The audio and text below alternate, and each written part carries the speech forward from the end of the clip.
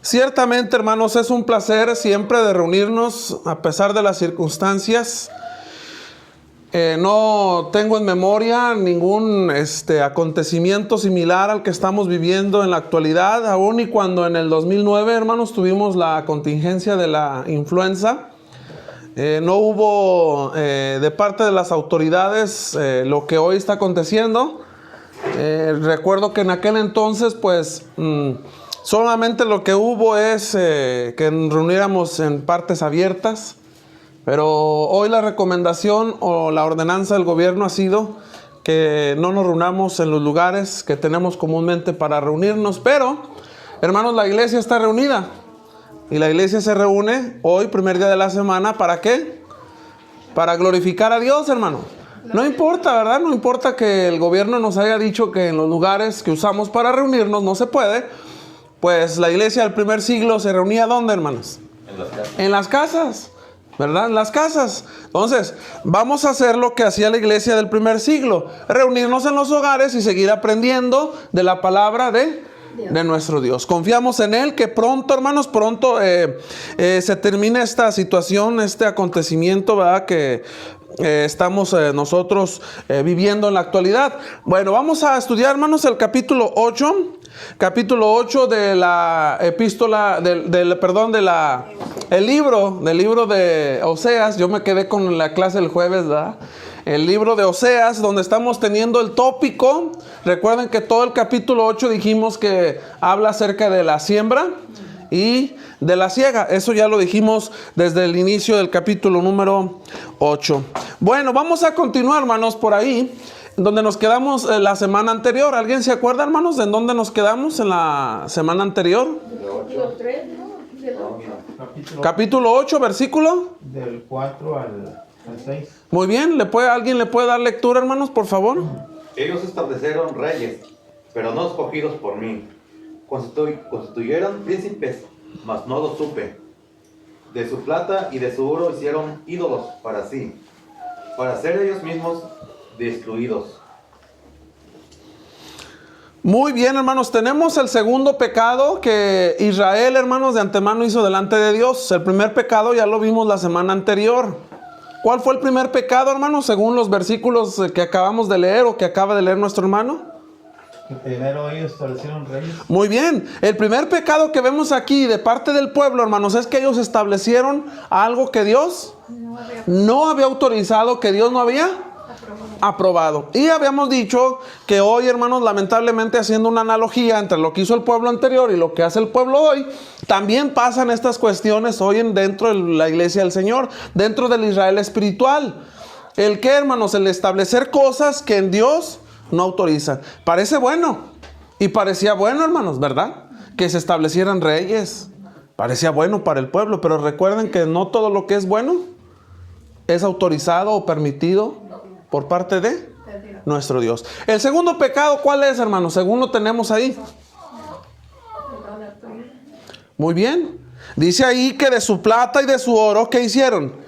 Hicieron ídolos para sí. El segundo pecado que Dios, hermanos, de antemano saca a la luz de Israel es que ellos habían sido idólatras. Hermanos, pero ¿cómo es esto posible? ¿Qué no sabían ellos Éxodo 20? ¿Qué no conocía el pueblo lo que decía la ley? ¿No sabían lo que estaba escrito por parte de Moisés para el pueblo en Éxodo capítulo 20, versículo 3 al 6? ¿No lo sabían? Claro que lo sabían, hermano.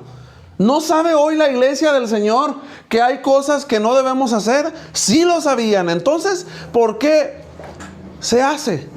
Note lo que dice Éxodo capítulo 20, verso 3 al 6. Dice, note la manera en que Dios, hermanos, le dice al pueblo. Note esa forma en como Dios le dice al pueblo la negativa. No tendrás dioses ajenos delante de mí. No te harás imagen, ni ninguna semejanza de lo que está arriba en el cielo, ni abajo en la tierra, ni las aguas debajo de la tierra.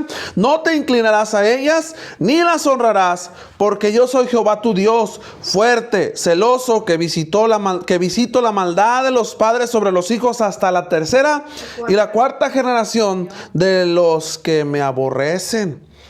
Y hago misericordia a millares. A los que me aman y guardan mis mandamientos. ¿No lo sabía esto el pueblo, hermano?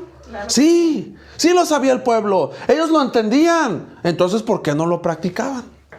¿Se da cuenta que no es lo mismo saberlo y practicarlo? Yo puedo saber toda la Biblia, ¿verdad que sí, hermano? Vamos a iniciar el jueves a hablar acerca de la carta a los Corintios, capítulo 13, acerca del amor. Yo puedo saber que el cristiano debe amar y que debo ser amoroso. Pero a la hora de la práctica, ¿qué, hermano? Miren lo bueno. ¿Verdad? El cristiano se fundamenta a través de la práctica. El cristiano presenta su cristianismo a través de la práctica, no del conocimiento, hermano. Por eso le dice Pablo que el conocimiento envanece, hermanos. El adquirir conocimiento va de la mano de la práctica. Estos hombres, los israelitas, conocían lo que Dios había dicho acerca de no hacer dioses. Pero miren lo que hicieron. De su plata y de su oro hicieron ídolos. Note bien, de su plata y de su oro, hermanos. ¿Quién había proveído eso? ¿Quién había proveído la plata? ¿Quién había proveído el oro? Dios. Entonces, ¿qué pasó con el pueblo? Bueno, ellos hicieron un mal uso de la prosperidad, hermanos, que Dios les había entregado. Acuérdese que el libro de Oseas lo estamos utilizando como una manera de hacer una analogía entre la vida del pueblo antiguo, del Israel carnal, y con nosotros el Israel espiritual. Entonces, hay ocasiones donde el pueblo también, hermanos, el pueblo de Dios en la actualidad, utiliza lo que Dios les ha otorgado de una manera equívoca, de una manera incorrecta, porque Dios les había otorgado estos bienes y ellos los habían utilizado para mal, no las habían utilizado para bien. Dice la Escritura que ellos cambiaron la fe en ese Dios, hermanos, invisible y todopoderoso. ¿Por qué? Por la obediencia a algo hueco, a algo vacío, a un bulto de metal, hermanos, visible e impotente. Porque ahí está, es como, mire todos los carritos que están ahí, ¿va? Pues ahí están. ¿Pero qué? Por ejemplo, este avioncito, hermano. Yo lo puedo tener como un ídolo, sí, aunque usted no lo crea. ¿O no, Eli? ¿Verdad que sí? ¿Sí, Sara? ¿Pero qué tiene adentro? Nada. Está hueco, hermano, no tiene vida. Es impotente. Está físicamente, pero ¿qué es? Nada. Así estaba el pueblo, hermanos. El pueblo había hecho sus ídolos. ¿Para qué? Para sustituir ¿a quién? Eso es la idolatría. Sustituir a Dios, hermano. Y nosotros podemos caer en ese problema. Lo hemos dicho muchas veces, la idolatría no es solo tener una imagen de alguien ahí, ¿verdad? De San quién sabe qué, de San quién sabe qué tantos más. No, la idolatría no solo es eso. ¿No? Podemos a tu casa, a tu carro. Exacto, hermano, ¿verdad? No voy a invitar a nadie a mi casa porque no voy a subir nadie a mi carro. El trabajo, hermanos, lo podemos tener de manera idolátrica y un sinfín de cosas. Bueno, ¿cuáles serían las consecuencias de haber levantado estos ídolos, hermano? Porque todo acto, ¿qué trae, Alex? Grandes consecuencias. Todo, hermano, todo acto, ¿o no? Yeah. Por ejemplo, si el día de mañana, hermanos, yo falto a mi trabajo, es un acto, ¿verdad? Una acción. ¿Por qué falté? Pues simplemente porque me dio flojera. Me levanté con el San Lunes, ¿verdad? Porque ayer fue domingo y quiero seguir domingo. Y hoy no voy a trabajar porque es lunes. Ese acto, hermanos, ¿qué consecuencia va a traer en la vida mía? No le pagaré el día. No le van a pagar el día. Algunas empresas entregan bonos de puntualidad, bonos mensuales y todo eso va para abajo. Bueno, todo acto, recuérdelo bien, hermano, trae consecuencias. Y este acto de este pueblo, el haber levantado ídolo, iba a traer más bien consecuencias. Yo le pregunto nuevamente, ¿cuáles serían las consecuencias de levantar a estos ídolos? Autodestrucción. Muy bien. ¿Por qué, hermanos? ¿Porque Dios es malo? ¿Porque Dios aborrece a su pueblo? ¿Por qué Dios los castigó? Porque Dios es justo. Exactamente, hermanos. Mire lo que dice ahí. Para ser ellos mismos. ¿Quién los destruyó? ¿Dios? No, ellos mismos. Nosotros mismos nos autodestruimos, hermano. Sí. Dios nos ha mandado. Mire, ahorita hay mucha polémica en las redes sociales referente a esto, ¿verdad? De que no, es que es pecado dejarse de congregar en los lugares de reunión. Hermanos, la idea es no dejando de congregarnos. No importa que nos reunamos en un árbol o no, hermano Abel. No importa que nos reunamos en un río.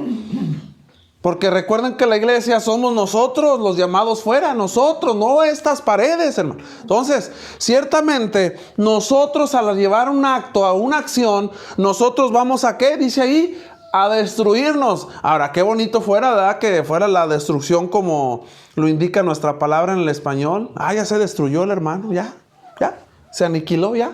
Como creen por ahí los... no les puedo decir cómo se llaman ellos, ¿verdad? Pero los TJ, los TJ, creen ellos que después de la muerte, ya, hay esta autodestrucción. Ya, se acabó todo. No, hermanos. No. ¿A qué se refieren con eso entonces nuestro Dios? Las consecuencias, hermanos, de su idolatría sería la destrucción. Siendo esa destrucción sin recibir la protección y la bendición de Dios. Otra vez, no está hablando de aniquilación, sino está hablando, hermanos, de que aquel tiempo en el que vendrían, hermanos, otra vez a hacer esclavos al pueblo y llevárselos ¿a dónde? ¿A dónde se iban a llevar el pueblo cautivos? ¿Se acuerdan? ¿A qué lugar? Babilonia. Muy bien, a Babilonia, hermanos. Vendría ese momento en el que el pueblo iba a desaparecer. Iba a quedar solamente un pequeño remanente de la tribu de... Muy bien, la tribu de Judá, de donde vendría la descendencia del Cristo, ¿verdad? Entonces, el pueblo, eso es, hermano, eso es terrible, esa palabra destrucción. Una palabra de sufrimiento, de dolor, de angustia, en donde iban a venir tantas calamidades en el pueblo, hermanos, que hasta lo hemos dicho muchas veces, se hizo una canción por ahí, ¿verdad? Y en los ríos de Babilonia, ahí llorábamos, ahí estábamos frustrados, porque el pueblo así estaba. Bien, hermanos, difícil la situación. Ahora, versículo siguiente, versículo 5. Dice, tu becerro, oh Samaria, te hizo alejarte. Se encendió mi enojo contra ellos hasta que no pudieron alcanzar, ¿qué? Purificación. Hermano, este versículo tiene relación con algo de la Biblia. Y ahorita usted me va a decir en qué parte del Nuevo Testamento podemos correlacionar este versículo. ¿Por qué? Porque dice que no pudieron alcanzar purificación. Entonces, eso quiere decir que habrá hombres y mujeres que no podrán salir del pecado, hermano. Bueno, ahorita lo vamos a analizar, ¿verdad? O sea, se estaba hablando, hermanos, del acto inicial de la idolatría que de antemano había hecho de Israel una nación alejada de Dios. Ahora, ¿qué era el becerro de Samaria? ¿Qué da a entender Oseas con el becerro de Samaria? Bueno, podría haber sido el becerro erigido, hermanos, en Betel, que ocupaba un lugar prominente en la historia del reino del norte. ¿Sí se acuerdan de cuando iniciamos, hermanos, el estudio del libro del profeta Oseas? En especial cuando estudiamos el por qué se dividió el reino. ¿Se acuerdan que hubo dos reyes, el reino del norte y el reino del sur? ¿Se acuerdan que hubo un rey llamado, ¿cómo se llamaba? Que le dijo al pueblo, oiga, a nosotros no nos corresponde ir al pueblo, al templo, porque el templo está en territorio de las otras tribus. Nosotros no podemos ir. Y si yo permito que mis tribus que están a mi orden, si yo permito que ellos desciendan, probablemente ellos les laven la cabeza, les llenen de ideas y me quiten a mí como rey. ¿Se acuerdan quién era ese rey? Ahí está, mi hermano. Ahí dice. En el momento de la separación de las tribus del norte de Judá, su rey, ¿cuál rey? Jeroboam había hecho ¿qué? 2 becerros de oro y los había puesto en Betel y en Dan, según el primer libro de Reyes, capítulo 12, versículo 28 al 33. Jeroboam, hermanos, acuérdese que lo dijimos en aquel estudio. Yo sé que es bien difícil a veces acordarnos de todo, ¿verdad? Acuérdese que dijimos en ese tiempo, que estudiamos esa parte de la escritura, que este hombre llamado Jeroboam hizo esa cuestión de decir, oye, mi pueblo necesita adorar, pero no lo voy a permitir que vaya a Jerusalén. ¿Por qué? Porque si ellos van para allá, pueda que les laven la cabeza y me destituyan a mí como rey y me asesinen. Así que le voy a dar al pueblo lo que necesita. ¿Quieren adorar? Ahí les va, pueblo. Ahí les va, pueblo. ¿Quieren? Hermanos, esto nos trae a la mente a nosotros advertencias. Sí. ¿Qué era Jeroboam? Un rey, un líder. ¿Qué son los predicadores, hermanos? Líderes. No son reyes, porque reyes y sacerdotes somos todos, ¿verdad? Pero son los líderes. Y a veces los predicadores o los ancianos, ya cuando hay ancianos, nos traen lo que deseamos o no. ¿Qué desea la iglesia? Hermanos, deseamos un campamento. No, muchachos, no quieren ir a las albercas. Bueno, ahorita no se puede. Pero no desean eso. ¿Qué quiere la iglesia? ¿Qué necesita? Hermano, pura predicación. No, necesitamos nosotros algo de diversión, ¿o no? ¿Y qué decimos a veces los predicadores? Vamos a darle a la iglesia lo que quiere. No, hermanos. Entonces, este hombre llamado Jeroboam le dio al pueblo lo que supuestamente necesitaban y se equivocó, hermano. Se equivocó este hombre. Les levantó esos becerros allí en Betel y en Dan. Y le había dicho al pueblo del reino del norte, he aquí, ¿tus qué? ¿Qué son ser, hermanos? Discúlpenme la palabra, ¿verdad? Pero miren lo que le dijo al pueblo del norte al cual él gobernaba. He aquí tus dioses. He aquí lo que ustedes están necesitando. No hubo alguien en el pueblo que le hubiese dicho al rey, Señor, eso no es lo que Dios nos ha ordenado. Nadie. ¿Por qué, hermanos? ¿Por qué nadie le dijo nada al rey? No, porque era el rey. No, pero sí había oportunidad, hermano, de poderle haber dicho al rey, oye, estás mal. No hubo nadie. Tenía miedo. Tenía miedo. ¿Quién más? Indáguenle un poquito más. Por ejemplo, mire, le voy a poner esta similitud ahorita que está pasando esta contingencia. Para mí es bien fácil decir, ¿sabes qué, hermano? Pues no me congrego. Además es una excusa delante de Dios de no congregarme, ¿o no, hermanos? ¿O no? ¿Por qué nadie le dijo nada al rey? Por la comodidad, hermanos. Pues ya no me voy. ¿Hasta dónde? Tengo que descender desde el pueblo del norte, desde las tribus del norte hasta el sur, hasta Jerusalén, a adorar a Dios. Ahora me lo están trayendo a la casa. Pues mira, diría el hermano Luis, ¿no? Qué chévere, qué suave. Pues allá no voy, aquí me quedo. Lo autoriza el rey, que se supone que es el que está bien delante de Dios. Pues adelante, hermanos. Esto nos advierte a nosotros hoy en la actualidad que tenemos que prepararnos para cualquier situación de cualquier predicador, llámese quien se llame, venga quien venga y nos predique. Tenemos que estar siempre alertas, hermanos, ¿verdad? Para poderle decir a aquel hombre, hermano, eso está mal, eso está equívoco, ¿verdad? Eso no es conveniente. Este hombre le dijo al pueblo, fíjese bien, he aquí tus dioses, oh Israel, los cuales te hicieron subir de la tierra de Egipto. ¿A quién le estaba atribuyendo Jeroboam, hermanos, la salida victoriosa de Egipto? A los dioses. A los dioses. Según lo dice el primer libro de Reyes, capítulo 12, verso 28. A él, a esos dioses se los estaba atribuyendo. Realmente fue así, hermanos. Que el pueblo no lo sabía. Que había sido Moisés como intermediario o intercesor, o como mediador más bien, pero con ayuda de parte de la bendición de Dios. Entonces, ¿por qué está diciendo este hombre estas barbaridades? Tonterías. Son cosas, hermanos, ideas que Satanás introdujo en la mente y corazón de este hombre y lo hizo transmitirlo ¿a quién? Al pueblo. ¿Y el pueblo qué? Pues el pueblo creyó, ¿o no? Bueno, entonces, ¿qué pasa con ello? Que aquí tenemos una imagen representativa, una diapositiva, hermanos, donde encontramos el cómo era, ¿verdad? Cómo lo habían hecho de oro, hermanos. Imagínense, de oro puro. Para los profetas, estos becerros simbolizaban toda la idolatría del reino del norte, hermanos, debido a la idolatría del pueblo.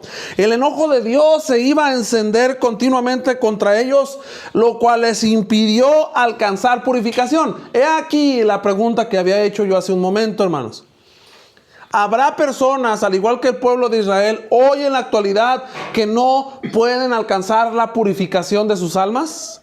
Dígame en qué parte de la Biblia, y le voy a ayudar en dónde se encuentra algo similar. En la carta a los Romanos hay algo que nos dice respecto a esto, hermanos, que hay gente que no pueden alcanzar la purificación. ¿Alguien tiene el versículo? Ya le dije dónde está. Nada más que Romanos tiene muchos capítulos y muchos versículos. ¿Alguien tiene una idea, hermanos, de lo que estoy diciendo? No, la que cambiaron su... Lo natural por lo innatural. Y dice la Escritura que Dios los entregó, hermanos, a esas pasiones. ¿De qué está hablando la carta a los Romanos? Los homosexuales, las mujeres lesbianas. Capítulo 1 del 17 en adelante. Muy bien. Entonces, ¿qué tiene correlación? Que hay personas, hermanos, que bajo su criterio humano no van a salir. No es porque Dios no tenga ese poder de sacarlos de ahí, sino que ellos no desean salir de ahí. Y cada vez más son, ¿qué? Hundidos en eso. Bueno, dice el Señor, ¿te quieres hundir en eso? Húndete. ¿Y húndete hasta dónde? Hasta lo más profundo. Por eso el pueblo, ¿qué dice aquí? Les iba a impedir alcanzar la purificación. ¿Qué es su idolatría? Yo me puedo arrepentir, hermano, pero si sigo siendo idólatra, ¿es un arrepentimiento? No.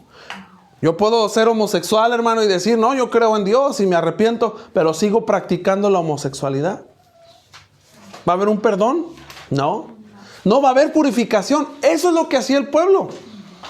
El pueblo no es que, otra vez, no es que Dios no pudiera, hermanos, ayudar a ese pueblo a salir de esa suciedad, sino que de antemano su idolatría, su autodependencia a sus dioses era lo que les iba a impedir salir de ahí. Es bien triste, hermanos, y lo digo con toda sinceridad, oír a hoy en la actualidad hermanos que han sido fieles al Señor y de repente comienzan a tener infidelidad a Dios. Y de repente cuando abren su corazón, te expresan lo siguiente: hermano, es que yo no puedo dejar mis prácticas. ¿Cómo, hermano? Sí. Lamentablemente en mi trabajo hay oportunidad ¿de qué, hermanos? De extraer algo. Y pues eso es robar, ¿o no? Eso es pecado.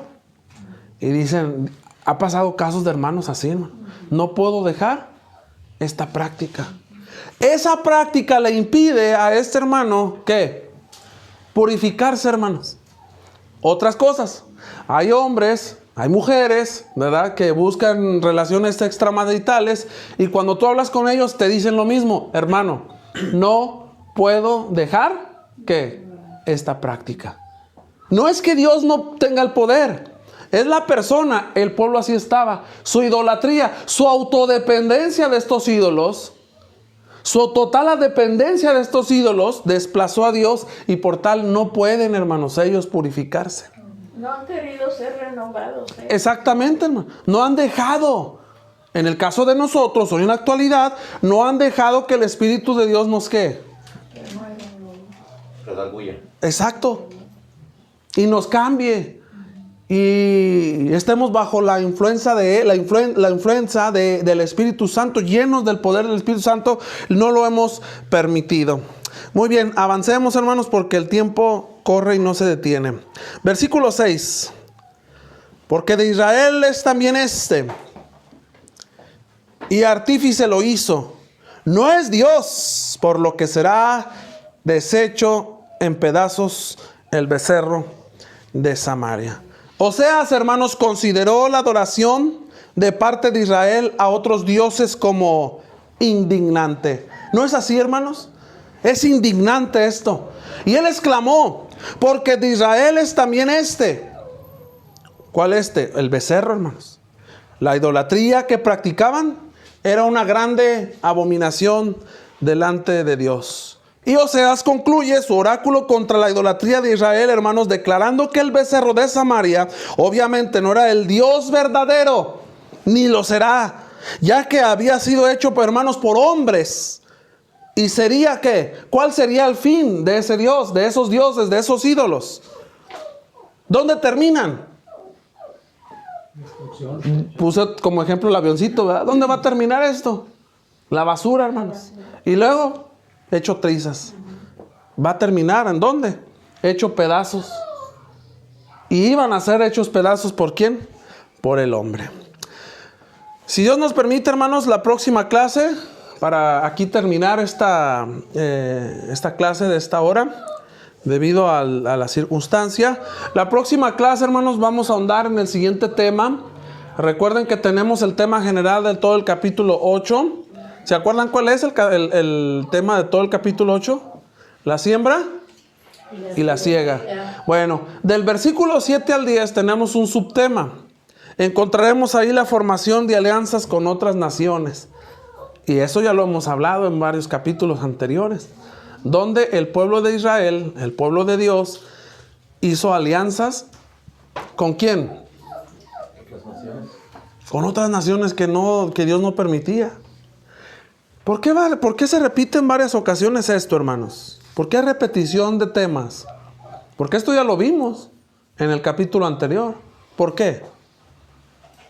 Acuérdense que por ahí dijimos que... Son advertencias, ¿o cómo se dice? Muy bien, sí. Esto es en la pedagogía de la repetición, hermanos, se le conoce como para que lo memorices, ¿verdad? Por eso la repetición nos advierte Dios hoy a través del libro de Oseas, porque para eso tenemos el Antiguo Testamento, para nuestro ejemplo, nos advierte a nosotros que tampoco podemos tener alianzas con pueblos extraños. ¿Cómo? ¿Sí? No podemos tener alianzas con una persona que no pertenezca al pueblo de Dios. Es bien triste, hermanos, yo no sé si ustedes lo han oído decir. Hay a veces que hermanos te presentan y te dicen, mira, mi mejor amigo, y es un homosexual. Va, órale. No, es que los homosexuales tienen más sentimientos. Ándale. ¿No es eso una abominación? Porque no podemos tener alianzas con personas fuera del pueblo, ¿verdad? Entonces, aquí nos va a advertir nuestro Dios en esta parte del verso 7 al 10, la manera en cómo también esa acción, cómo esa situación iba a traer consecuencias también al pueblo. ¿Alguna pregunta, hermanos, o comentario que hacer en esta hora? Pues, Todas esas tradiciones o advertencias que los que no son creyentes siguen en ellas porque dice, pues es la tradición de mis padres. ¿Sí? Y siguen en ella sin querer descubrir o investigar si es verdad o no es verdad. Exactamente. No permiten ellos, ¿verdad?, de que esas ideas arraigadas por años, no permiten ellos que